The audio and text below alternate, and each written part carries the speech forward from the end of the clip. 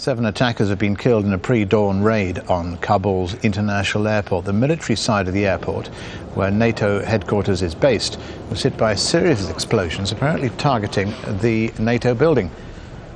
Well, let's go to Jennifer Glasse. She's live for us in Kabul. Jennifer, tell us more about the attack, and is it over?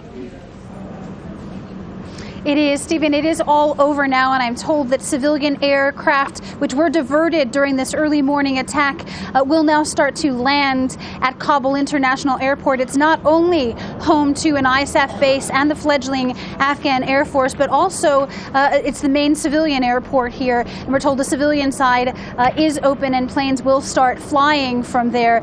Afghan police tell us that 7 Taliban attackers were killed. It took a couple of hours. It started about 4:30 this morning when they got into a building, a construction site that overlooks the runway of Kabul airport. But one troubling development, they say, they had rocket launchers with a long range, with about a 3-kilometer range, capable of hitting the runway at the airport. We do see that there was some damage to a couple of the hangars there, but that assault on Kabul International Airport lasted about three and a half hours, is now over, and 7 Taliban attackers have been killed.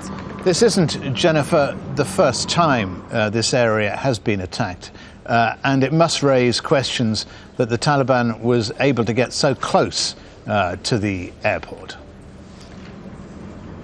I think it is going to be a big concern. Kabul is a city surrounded by mountains, and the airport is really the main way in and out of the city.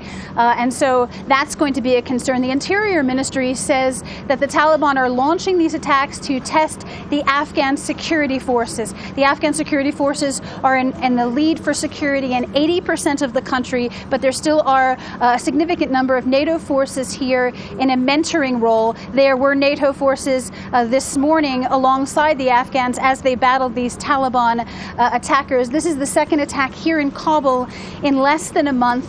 The last attack, late May, it took Afghan forces 9 hours to stop the Taliban fighters who attacked the International Organization for Migration. So certainly concerns about security, especially being able to get so close to the Afghan International Airport with weapons that could have hit the runway. And once again, going back to the number of attacks, it once again gets the Taliban in the headlines, which will be one of the intentions, with 2014 coming up so fast.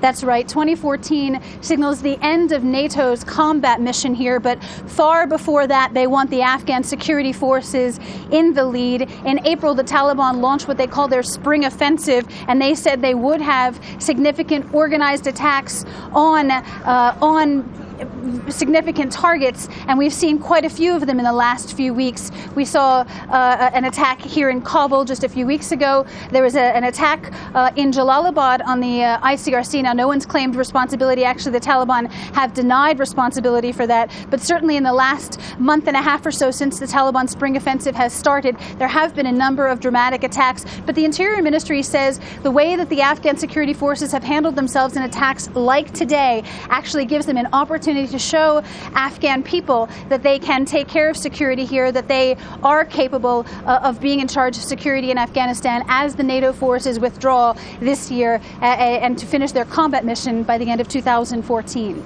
Jennifer Glasse in Kabul. Thanks, Jennifer.